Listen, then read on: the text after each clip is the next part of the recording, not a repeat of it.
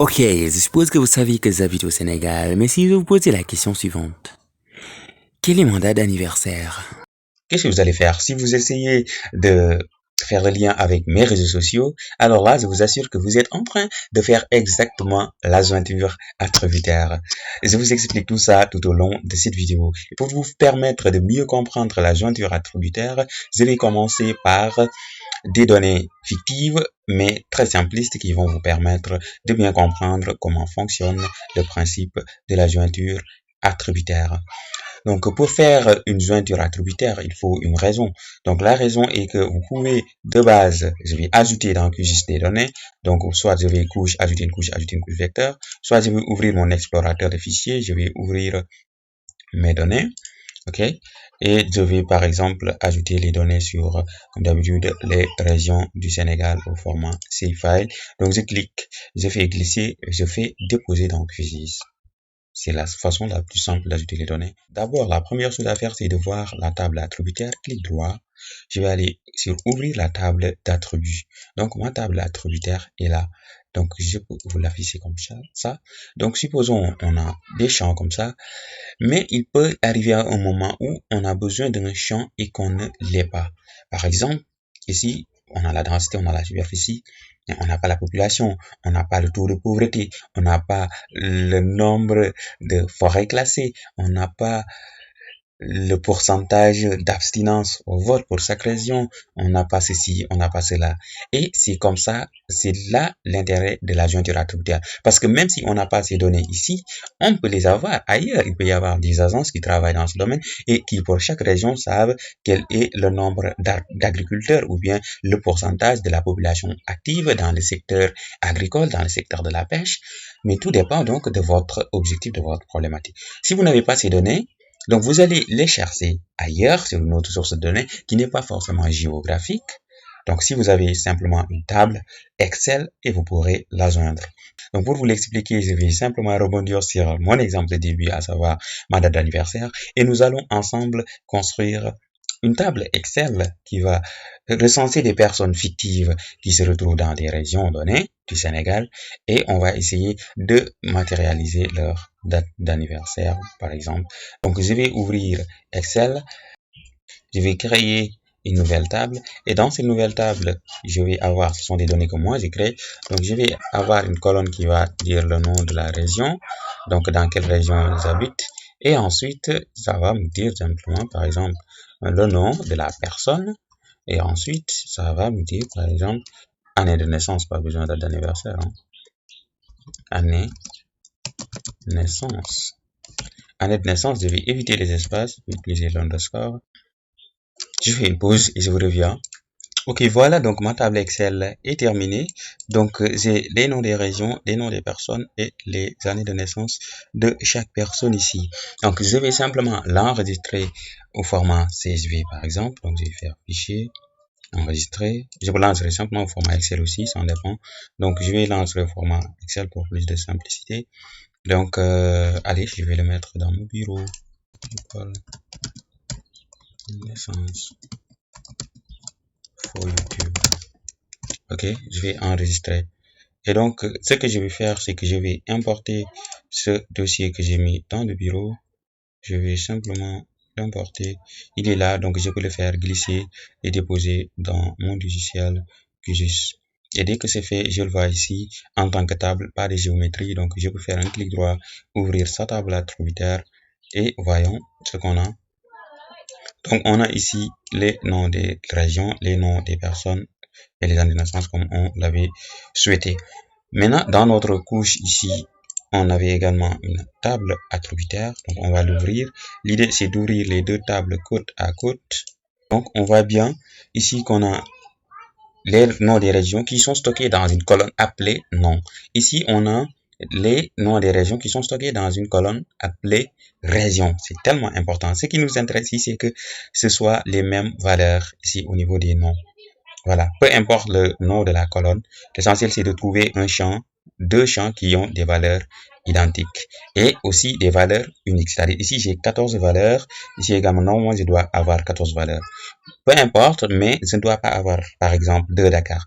Donc la jointure va nous permettre de dire sur cette couche-là. Quelle est parmi les personnes que je connais, par exemple, ou bien les personnes qui ont suivi mes informations, quelle est la personne qui habite à Dakar?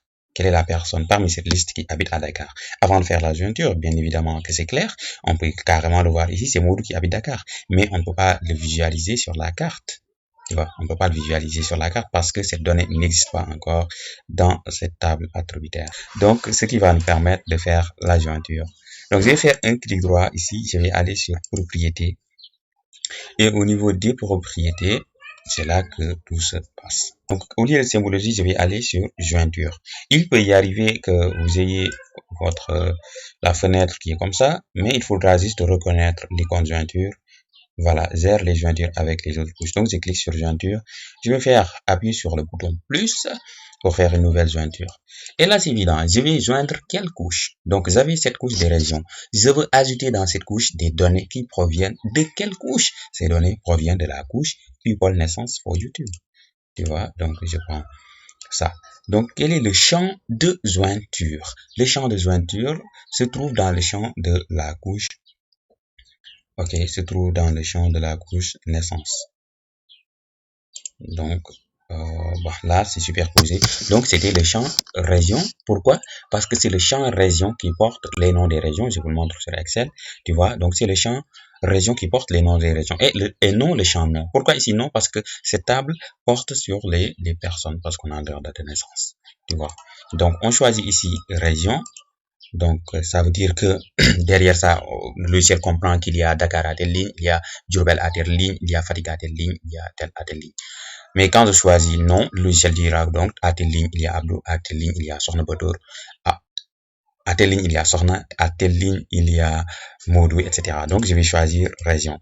Les champs cibles, comme son nom l'indique, je veux joindre les couches en les prenant depuis cette couche région, cette colonne région, mais je vais les joindre vers quelle couche?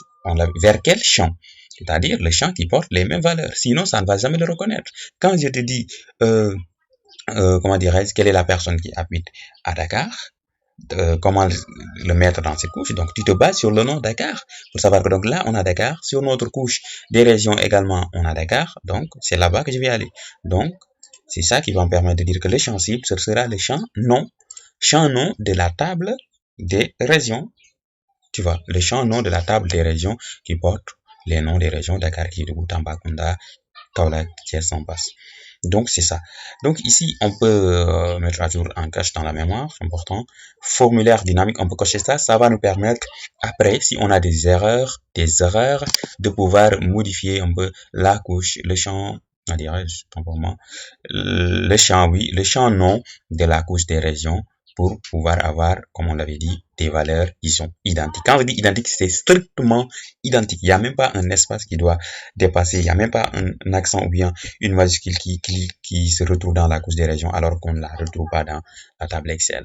Jointure de table éditable qui veut dire qu'on peut cocher mise à jour et insertion lors de l'édition. Pourquoi? Parce que la table Excel n'est pas éditable par défaut. On l'a vu, elle est grisée. Par exemple, là, où est-elle? Vous voyez, le crayon est grisé. Là, je peux retourner, mais le crayon pour entrer en mode édition est grisé. Maintenant, pour ajouter automatiquement des entités, des lignes dans cette table, il faut cocher ici. C'est-à-dire, si on édite la couche des régions avec le mode édition en ajoutant une entité, par exemple, donc là, il y aura donc une mise à jour de la table Excel et l'ajout d'une entité.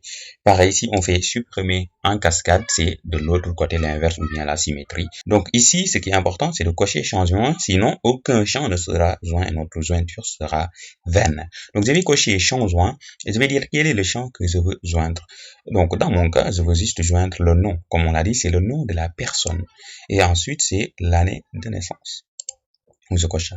Si je veux, je peux cocher région, même si ce sera une répétition, ça peut m'être utile pour, si j'ai des erreurs, je puisse les corriger. Donc je coche ça pour l'instant. Je vais faire, pas encore OK, je vais cocher sur personnaliser le préfixe. Donc par défaut, ça prend le nom de la couche, alors que moi, je ne veux pas ça, par exemple, je veux tout simplement effacer. Donc on aura région, nom, année de naissance, mais ça, ce n'est pas très explicite. Donc je peux ajouter for YouTube, non, for YouTube région.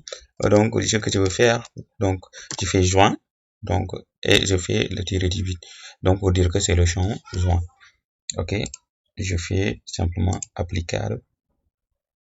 Qu'est-ce que c'est que ça? Oh my god. J'espère que QGIS ne va pas cracher. C'est pas ce qui arrive. Donc, ok, on prend une petite pause pour voir. Ou bien on continue à ce stade. J'espère que la vidéo vous a bien plu, n'est-ce pas? Et si cette vidéo vous plaît, bien sûr, n'hésitez pas à laisser le pouce en l'air, à vous abonner surtout en masse. Il y a beaucoup de gens qui regardent mes vidéos, mais qui ne sont pas abonnés ou bien qui ne s'abonnent pas du tout. C'est vraiment dommage. Oh ouais, ça arrive que QGIS crash. Donc je relance QGIS 3.28, j'utilisais 3.22. J'espère que vous pourrez en profiter pour bien comprendre en profondeur la jointure, à poser vos questions dans l'espace commentaire, vos suggestions. Vraiment faites en sorte que cette vidéo soit l'une de mes vidéos les plus vues. C'est important pour faire découvrir la chaîne au maximum de personnes. Ok, le logiciel est lancé, j'ai rajouté mes deux couches, je refais la jointure rapidement. Ok, maintenant je vais appliquer, la jointure est appliquée, je fais ok. Et donc ce que je vais faire, c'est que je vais faire clic droit, je vais rouvrir la table attributaire pour voir, et va. Donc je fais comme ça. Donc je vois maintenant mes champs, joint, région, joint nom, joint année de naissance. Maintenant, qu'est-ce qu'on peut faire dans notre cas? S'il y a des erreurs, donc je vous montre ça et ensuite on passe avec les données réelles. Pour vous montrer ça, ce que je vais faire, c'est que je vais simplement aller en mode édition et je vais changer ici le nom de Dakar. Supposons que le nom soit écrit en majuscule et je vais faire clic droit, je vais faire enregistrer. Je rouvre la table attributeur, moi j'avais pas besoin de le faire. Et maintenant, qu'est-ce qu'on va observer sur Dakar? On voit bien que sur Dakar, donc la jointure, tout ce qu'on avait fait a disparu. Pourquoi? Parce que ici, la valeur du champ Dakar n'est pas égale à la valeur du champ Dakar dans la table attributaire de la couche qui a été jointe. Ah oui, c'est normal. Parce que là, on lit Dakar à l'oral, mais ça, le logiciel ne comprend pas que ça est égal à ça. Ok, donc c'est bizarre, mais c'est comme ça. Comme je vous l'ai dit, le champ doit être vraiment le même. Ça doit être carrément identique. Donc, pour refaire ça, c'est simple. Je vais cliquer ici et je vais écrire Dakar de la même façon. C'est ça qui va permettre de corriger les erreurs enregistrées. Ok. Donc, ça ne se charge pas. Donc, ce que je peux faire, c'est réactualiser. Et donc, on voit bien que c'est Modou qui habite à Dakar. Ok, maintenant on pourra désormais utiliser cette colonne par exemple pour faire l'étiquetage. Donc je vais aller ici, panneau de style de couche. Je peux par exemple faire étiquette, étiquette simple et les étiquettes seront basées non pas sur le champ nom mais le champ joint nom. Donc Pierre, Modou, Fatou, Marcel, Pierre. Et donc la symbologie, je peux la faire graduer par exemple en fonction de l'année, jointe année naissance. Par exemple, choisir les ruptures naturelles de Jens. Et voilà. Donc, je sais que peut-être que la symbologie n'est pas forcément correcte, mais c'est pour vous montrer tout ça. Alors, on va passer à la deuxième étape qui consiste à explorer les données en profondeur. Migration, ok, UNHCR, Comité international ou comité sur les réfugiés, quelque chose comme ça. Donc, les flux de données. Je vais ouvrir d'abord la table attributaire pour voir ce que j'ai.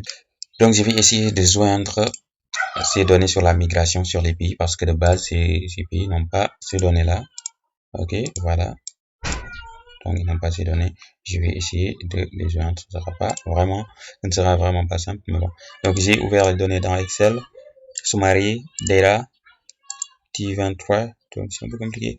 Donc les codes des pays, donc tout ce dont j'ai besoin, bien je peux filtrer par année, pour que ce soit beaucoup plus professionnel quand même. Donc je vais juste prendre l'année 2021, ok, je vais ok. Ok, donc je vais devoir recopier à nouveau. Là, il y a Afghanistan. Ok. Là, c'est le pays de départ. Là, c'est les pays, les asiles, les pays de destination. Donc, je vais prendre les pays de destination. Je vais prendre jusqu'à là, simplement. Donc, CTRL C, CTRL V. Et donc, je vais venir copier les données ici, les coller là. Donc là, il me faudra une nouvelle colonne. Clic droit, je vais faire insertion, une nouvelle ligne autant pour moi. Là, je vais l'appeler ISO code. Et là, je vais appeler ça nombre de réfugiés. Nombre de réfugiés. Et donc, je vais l'enregistrer dans le bureau. Création for YouTube. Ok. Je vais retourner dans QGIS. Je vais ajouter, depuis le bureau, je vais ajouter cette couche Migration for YouTube. Donc, comme d'habitude, j'ai une table Excel que je peux consulter. On va aller faire la jointure attributaire. Donc, je vais faire un clic droit ici. Je vais ouvrir la table d'attributs. Donc, j'ai besoin du ISO 3 parce que là-bas, j'ai le code ISO avec les 3 chiffres. Donc, je vais faire clic droit propriété, comme d'habitude, comme ce qu'on a fait tout à l'heure. Et je vais aller sur jointure. La dernière fois, j'étais sur jointure, donc j'y suis retourné. J'appuie sur le bouton plus, joindre la couche. Donc, c'est bien évidemment la table Excel. Et je vais choisir le champ ISO code, bien évidemment. Le champ cible, ce sera ISO 3. Et donc, comme d'hab, formulaire dynamique, jointure de table, mise à jour, champ. Donc, je vais cocher nombre de réfugiés. Personnalisé, donc je vais écrire comme d'habitude. Par exemple, si je veux joindre le champ joint, ok, ou bien UNHCR, donc il y a la source. Donc, je vais faire ok, appliquer, ok. Et donc, je vais rouvrir la table attributaire, clic droit, ouvrir la table d'attributs, et je vais vous l'afficher en grand. Donc, ce sera normalement le dernier champ, et on le voit bien ici, le dernier champ, ok, UNHCR, nombre de réfugiés. Donc, je vais cliquer ici pour les trier. Donc, on voit bien donc les données sur nombre de réfugiés.